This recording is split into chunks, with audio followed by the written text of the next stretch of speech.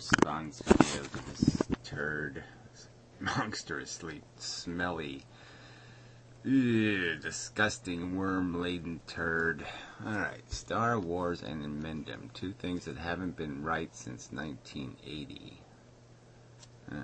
1980s. Yeah, well, there's a lot of things that are fucked up since the 80s, have to concede. But again, yeah, I don't know, it's a little bit too obscure a title for me. You know, so the law, the Constitution, has something to do with the 80s. I guess I'd argue that the Constitution was more accurately interpreted in 1980s than it is now. And I'd say it was even better interpreted in 1940s. But anyway, let's go through some of this crap. I'm not going to play. I mean, I've only gotten 15 minutes into this thing. It's just a huge pile of ad hominem crap. You know, circus, monkey, rhetoric, all kinds of bullshit.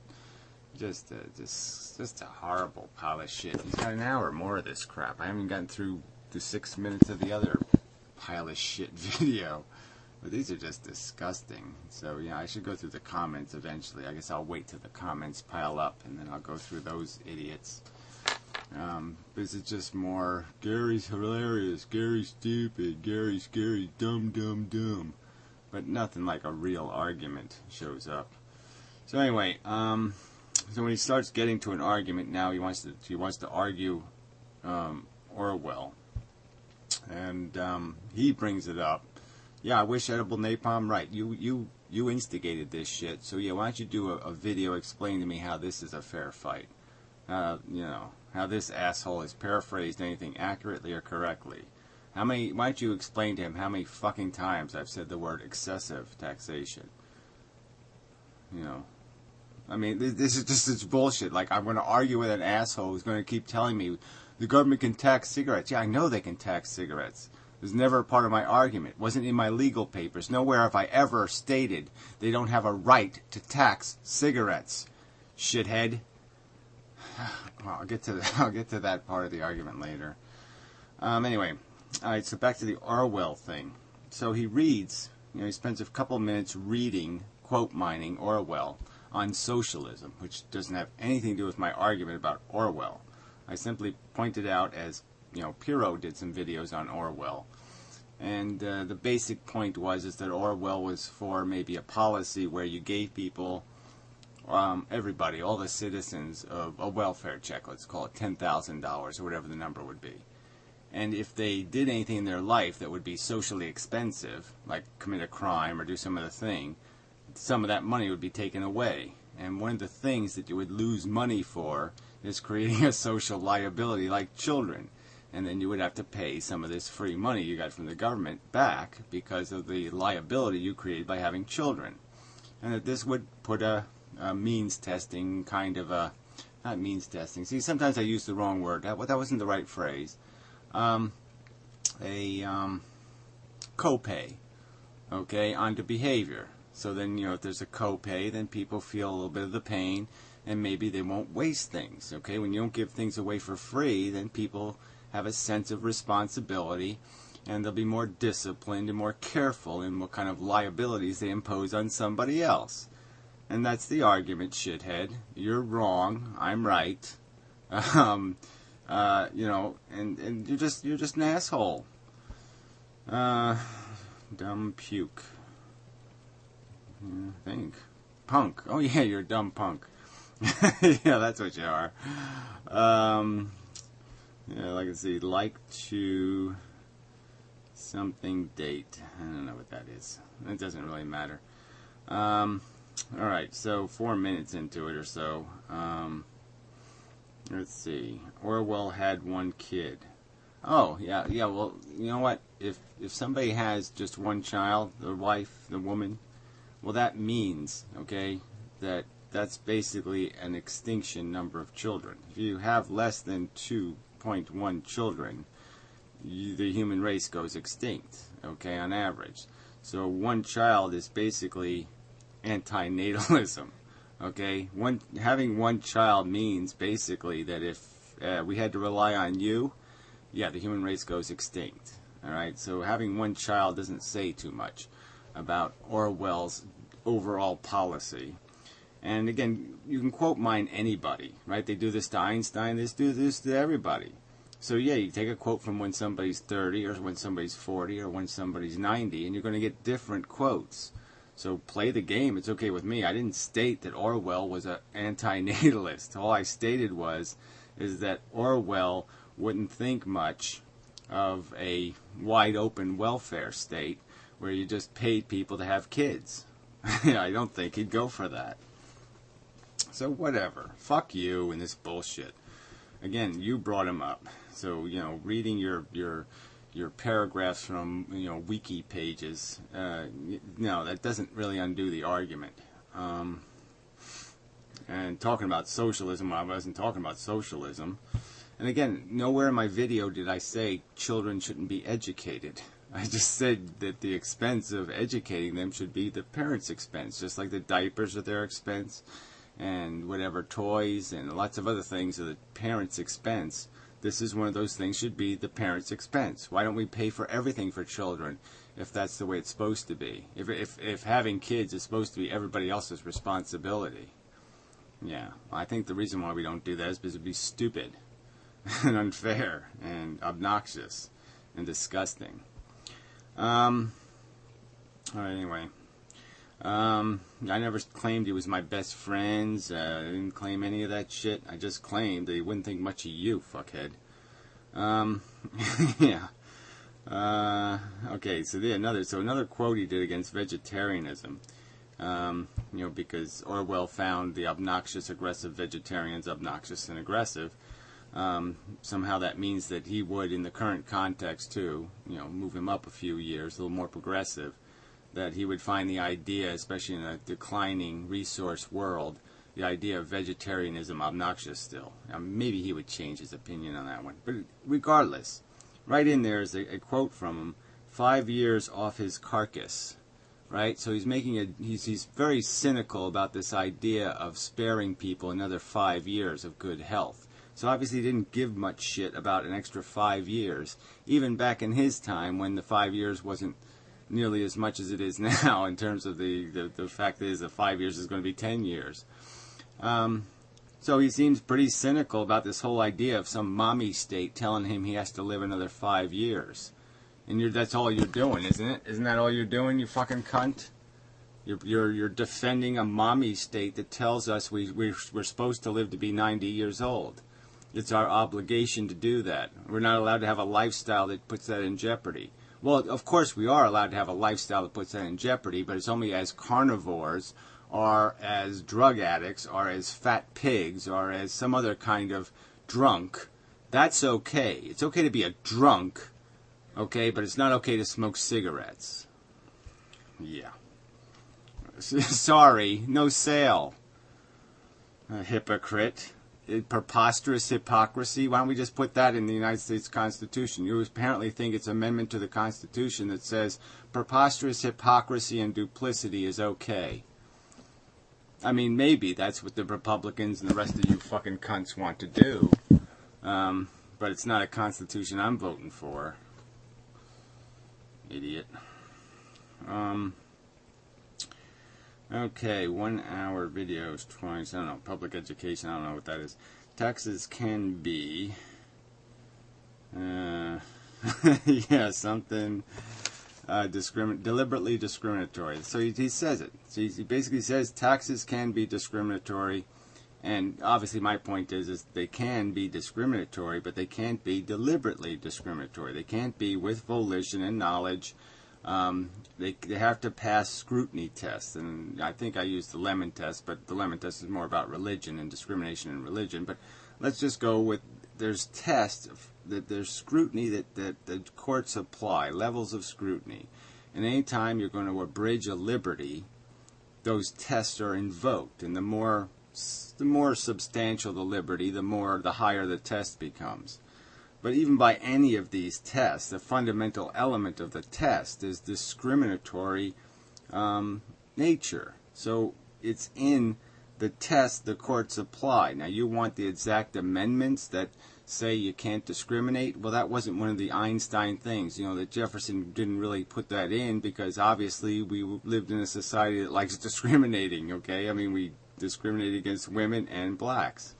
So I don't think they could overtly say the word. But it's in there. I mean, it's in there in the cruel and unusual punishment clause, and in the search and seizure clause, and due process.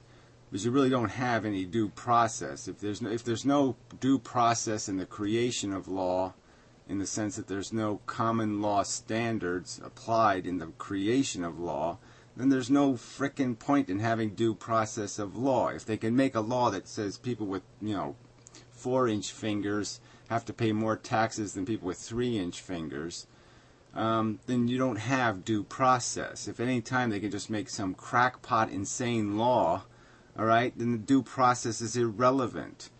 And, the 14th Amendment and all this other stuff would be pointless, because there'd be no point in even arguing about law, because law would mean nothing. Law would just mean whatever the fucking majority felt like doing to people. There'd be no point in writing a Bill of Rights, because the majority has all the power. There'd be no threat to the majority. So obviously there'd be no reason to confine them to some sort of scope. So again, you can't, taxes are essentially a punishment, okay? When you're using taxation in this context, it's a punishment, all right? And that's a perfectly reasonable and fair debate to take place. That when a tax doesn't explicitly, if it's not intended to, as the court in 1920 would say, equitably distribute the burden, and that was what the court cared about in 1920. That's what the Supreme Court was primarily focused on, was equitable distribution. If you're trying to punish people, well, then it's essentially a fee. It's not a tax anymore, it's a penalty. And I think it's fair to argue that excessive taxation violates the Fifth Amendment, and the 8th Amendment, and the 14th Amendment. So, if you want to argue amendments. All right. Destroys the concept of minority protection and equal justice. Protection. Okay, so I circled the words excessive taxation, and again, I'll just keep making this argument that I've said the words that the tax is excessive. I pointed out the disparity between 800 and 30. I did it over and over and over again. There's just no doubt about what I'm arguing is that the tax is excessive, and this fucking liar, I mean, that's all you can call him, is a liar. You can't keep ignoring the word. I said it enough times. It is all over my legal case. And so, yeah, I'm going to argue that, because this asshole now says that my case was thrown out of court. It wasn't thrown out. I got a legal decision. So let me explain to you what I got as a legal decision. And you tell me this is the justice you think human beings in America are entitled to. When they file a lawsuit, they spend their money, they file a lawsuit, this is what they should get from a judge, a Harvard graduate judge. All right, so the first thing I got from the judge, which I have on a recording of, which he was really annoyed that I recorded it, because it does make him look like a motherfucking cunt idiot. But the judge basically said to me that I can't make constitutional claims in my plea. That's what he said. He said I don't have jurisdiction over federal constitutional claims. Now, so here's a Harvard graduate judge, lawyer, and he doesn't know that every judge has jurisdiction to decide claims of violation of federal constitutional rights. You can go into traffic court with a claim that your federal constitutional rights have been violated. They're always relevant claims in any fucking court. So this Harvard graduate denied me a right to make a claim for a federal violation of my federal constitutional rights. So I had to limit my argument to the New Jersey State Constitution, which is a good constitution, so it wasn't that bad. And frankly, the New Jersey State Supreme Court case law was really beneficial, because there was a ton of cases about tax disparity between, different railroad companies and different trucking companies and different drug companies and regulations, and there was clear precedent in the Supreme Court of New Jersey where they actually gave a shit, okay, about the fact that you had to demonstrate, okay, that there was no disparity in treatment that couldn't be prevented, that wasn't easily mitigated against. So if you had, that was their scrutiny test. If there was some mitigating change, some fairness that could be distributed, like you could tax both, or you had to have a reason not to treat similarly situated people similarly. Okay, they didn't have to be treated exactly. They just, if you were similarly disposed, you had to be treated similarly. So if you have a vice like alcoholism or nicotine addiction, the simple argument would be you have to treat alcoholics the same way you treat nicotine addicts if you're going to claim they have some sort of disparaging impact on society. And clearly, by disparaging impact on society, it could be clearly argued that alcoholism is far more expensive. So again, you're defending an 800% tax on cigarettes and a 30% tax on alcohol. Cigarettes kill people after their most productive years on average. They don't kill kids. They don't even kill young people. They don't even kill middle-aged people in any substantial number. They mostly just kill people in their 60s or 70s, okay, when the cancers finally show up. They certainly don't cause fatalities on the highway all over the place. They don't put a bunch of kids in the fucking, they don't paralyze a bunch of people and all this other shit that goes on because of alcohol abuse. All the abuse in the families, all the dysfunctionality, all the loss of productive years of work to alcoholism. It's hugely expensive to society. So the argument's a really simple one to make, that certainly alcoholism has cost us in social productivity far more than cigarette smokers have. And certainly in terms of the medical amount of medical costs, they're hugely higher for alcoholism than it is for nicotine addiction. So these are silly arguments to be making, that the disparity is exactly inverse to the proportion to the actual impact of the vice. And these are, like I said, these are case law for, from you can go back to the 1920s, 1930s, 1940s. This is what the law basically said, is that you cannot use the tax code to discriminate against a liberty. And that's basically what the courts held, is that you can't use tax code as a punishment, as a penalty, as a weapon against people, unless you treat all people situated similarly with the same penalty. All right. And so now they've changed that somewhat. Like I said, the Supreme Court now has basically said, well, it's okay to discriminate if it's inadvertent. And that case came out of basically a veterans organization that was raising money in some sort of slimy way. And they basically gave them a slide. And then other people sued because it was like, why are you giving this veterans charity this advantage, and you're not giving the advantage to all these other people? And the court basically said, well, whatever. It's not a huge advantage, and it wasn't an intentional discrimination. It just turned out that way, so no big deal. We'll let it slide. But this is a big deal. This is a huge disparity. It has a huge impact on the lives of people who don't have the financial ability to pay for their liberty anymore. They can't exercise their liberty. The liberty is dependent on being able to finance the liberty, and they've taken the liberty and put it out of the reach of poor people. It's that simple. You can't be poor and smoke cigarettes. There's no practical way you can do that. And that's obscene. All right.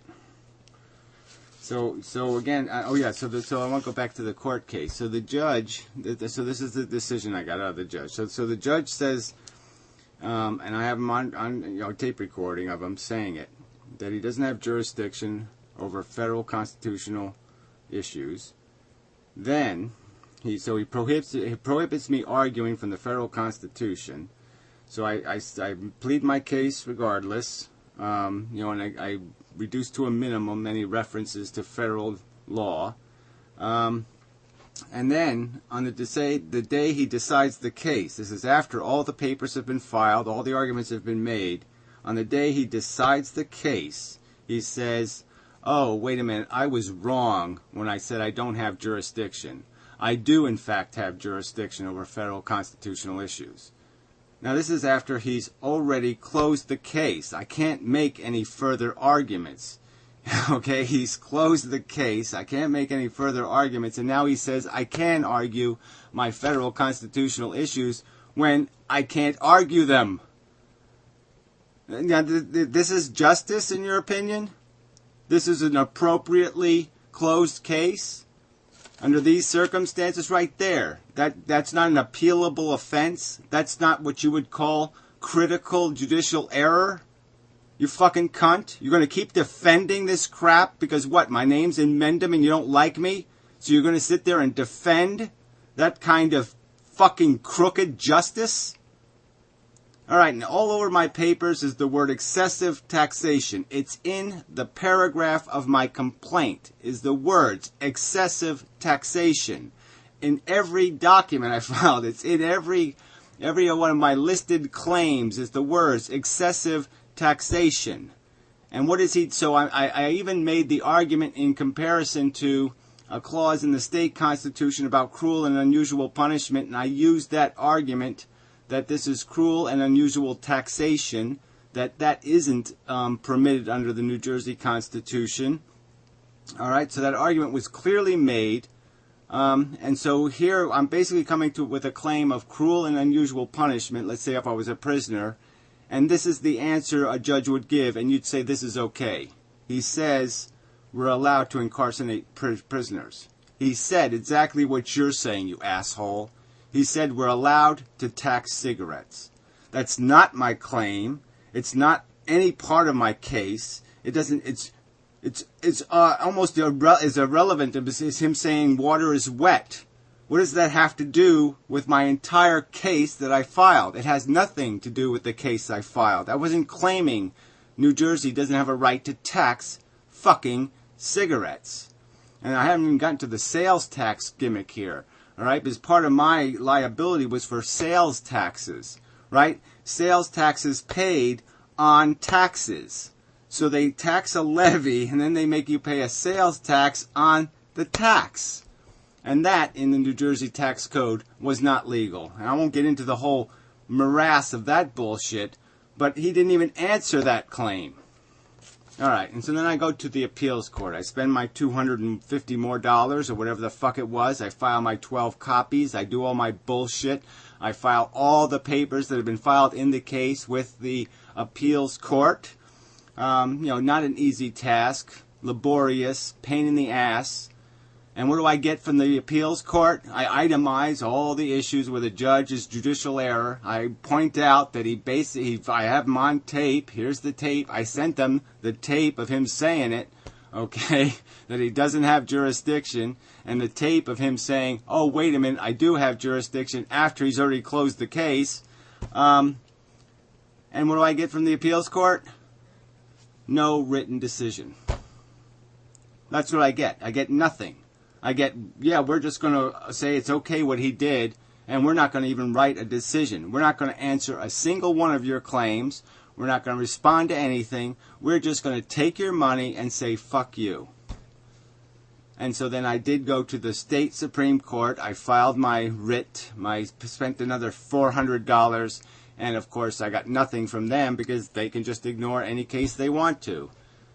And so that's the justice I got, and you're going to defend that. You're going to say that is a way the American justice system should work. You should go to a court with a claim of a constitutional violation, and this is the fucking shit you should get as an answer. and you're going to defend that. Well, I say that says a hell of a lot about you, you motherfucking weasel. A hell of a lot about you. So to make this argument that I somehow lost the case, I think is bullshit. What I demonstrated is that judges fucking suck. That there is no justice in America. That the last resort that I thought existed, I really thought that in America you could, if you tried, if you went all the way, if you played it, if you played square, the game all the way through, that the system would redeem itself, that it was self-correcting. Because I thought the third branch of government was an independent branch of government. I had a delusion in my head that these people actually were the same people who wrote decisions in 1920. I thought they were the same men of integrity and honor that they used to be. But they're not. They're weaselly, lying son of a bitches. And I would bet every dollar I have and every minute of life of my future existence and my internal tortured guts that if you gave this motherfucker a polygraph, he couldn't pass it. All right? Because they're violating constitutional rights routinely, and they just don't give a damn. Because they're not about justice, they're political operatives. They're just defending whatever the legislature does because the legislature is what gave them their jobs. Period. They're appointed by political parties, and they will defend the system that put them there. And so they're as corrupt as the goddamn corruption comes. But again, defend that. Go ahead and defend that, you fucking lousy cunt. I mean, that's why this country sucks, is because pseudo intellectuals like you fucking little weasels who think you have a little bit of knowledge, you don't know anything about the real world or the real games being goddamn played, and you are facilitating the corruption and the evil that's fucked this country. You're the blight, you motherfucking cunt. And you should get exactly what you deserve. You should get exactly what you fucking deserve, which is no rights, okay? No appeal, no anything. You should get nothing. You deserve nothing, because that's what you're facilitating, is nothing. Because you have no integrity, you have no principles, you have no honor. You're just a fucking lying cunt. All right. I'll get to you again later. But really, fuck you. Really, fuck you. Yeah.